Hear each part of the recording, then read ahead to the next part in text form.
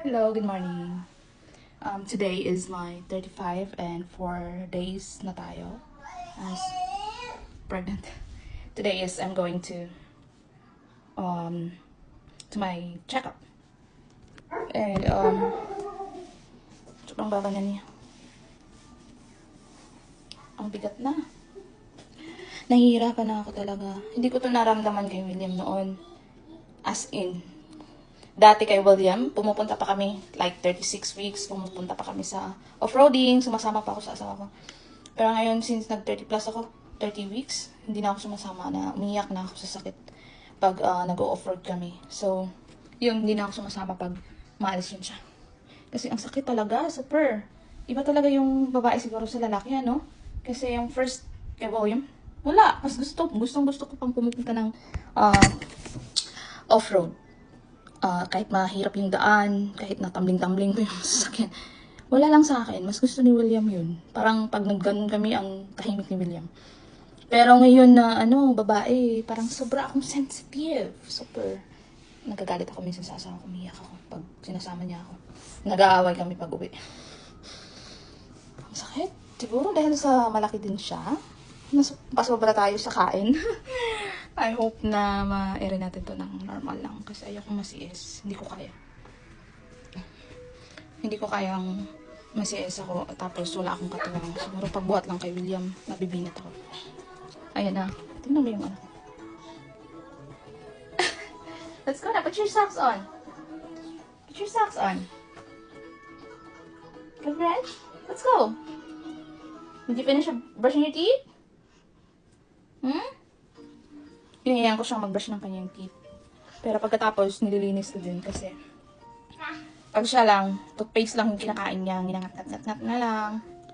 Yun. Kasi pag pinipilit mo, parang napansin ko yan, ayaw niya eh. Pag pinipilit mo, ay pinapalaro ko sa kanyang toothbrush. Yun, i-update ko kayo later kung ano yung result. Kung ano nang gagawin namin. Kasi, I was like wondering, no, kasi doon sa last clinic ko, I've been scared yung ano ko dati, Horizon. So, magandang clinic daw yan. Expensive daw. Expensive nga kasi nga, 6,000 yung binayaran namin. Pero, na-refund ako noon ng 2,000. So, sa clinic na yun, since 32 weeks ako, nag-NST na ako. Every week. Sobrang hassle talaga sa trabaho ni Brian nun. Kasi NST, yung non-stress test, ngayon, magti-36 weeks na ako. Hindi pa ako nag-NST. Tapos, hindi din ako nag-group B-test. Hindi ko alam, tatanong ko mamaya kung gagawin nila yun. Kasi, parang, check up lang, tok lang. Pero nag-ultrasound naman sila every now and then to check the baby weight. I don't know na wala yata ang ultrasound na yun. Hindi ko alam. Parang iba yung clinic ko ngayon. I'm disappointed. Pero I hope so. Sama ng panaginip ko kagabi. Nanganak daw ako ng wala sa oras. Kasi lumabas na yung kamay. Yung kamay pa talaga yung unang lumabas. Tapos dinala ko sa hospital. Nirush ko sa hospital. Wala nang hininga. Yun, grabing iyak ko. Tuloy ako. Panaginip lang pala. Kaya ngayon, pinapakiram naman ko si baby. Kumagalaw naman. So, pag hindi yan nagalaw, umiinom ako ng malamig na tubig. Or minsan kumakain ako ng chocolate. yun yung ano ko para gumalaw siya. Kasi nagwo-worry din ako eh. Kasi hindi natin alam, diba? Kasi may ibang mom na kahit nakabuanan na, wala nang hininga yung baby. So, yun, pay attention tayo sa mga signs as a mama. Kasi yung tayo din naman din ang nakakaalam niyan.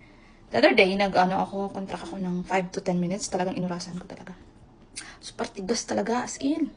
First time yun na naramdaman ko. Kay William, never ko yun naramdaman. Konting contract lang kay William. Siguro dahil din sa posterior ito ngayon, yung placenta. Posterior placenta ako ngayon eh. Kay William is anterior placenta ko.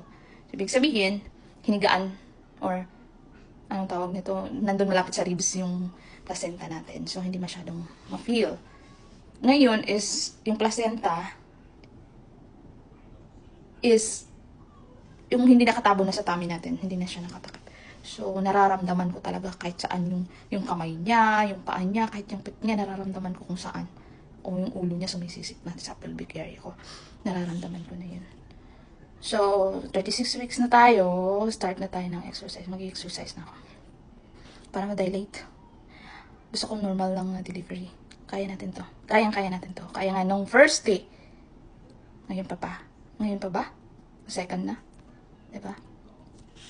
Yun lang. Update ko kayo later.